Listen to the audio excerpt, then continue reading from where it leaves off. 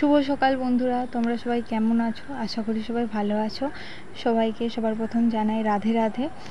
তোমাদের কাছে একটা ছোট্ট ব্লগ নিয়ে চলে এসেছি। ব্লগটা হচ্ছে এই নিয়েই, তোমরা কঙ্কালীতলা মায়ের মন্দির যাবে কি করে। কঙ্কালীতলা মায়ের মন্দিরের নাম হয়তো সবাই শুনেছো, কারণ এখানে হচ্ছে একটা সতীপীঠ বলতে পারো। এখানে হচ্ছে সতী মায়ের কোমর পড়েছিল। যাই হোক, হয়তো অনেকেরই মায়ের মন্দির যাওয়ার খুবই ইচ্ছা, কিন্তু ঠিকমতো লোকেশন না জানতে পারায় যেতে পারছে না। তাদের জন্য এই ছোটো ব্লগটা বেশি করে। তোমাদের প্রথমে হচ্ছে বোলপুর স্টেশনে নামতে হবে। স্টেশন থেকে তোমরা টোটোয় করে বোলপুর বাস স্ট্যান্ড চলে আসবে। ওখানে টোটো ভাড়া লাগবে 20 টাকা। ওখান থেকে তোমরা বাসে চেপে যেতে পারো।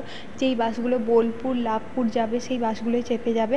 বাসে তোমার ভাড়া পড়বে হচ্ছে যে 30 টাকার মতো, মোট 50 টাকাই তোমার হয়ে যাবে। তুমি যদি বাসে তোমার যদি আসতে অসুবিধা হয়, তোমরা টোটো রিজার্ভ করে নিতে পারো।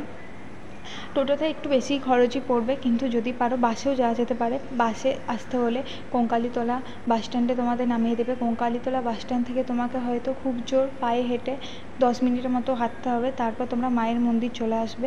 এই মায়ের মন্দিরে সামনেই সব পুজোর সামগ্রী সব বিক্রি হচ্ছে। তাছাড়াও এখানে তুমি ভোগ প্রসাদ খেতে পারো। আর তোমরা যদি ভাবো কিছু কেনাকাটা করতে চাও, এই মায়ের মন্দিরের সামনে বিক্রি হচ্ছে।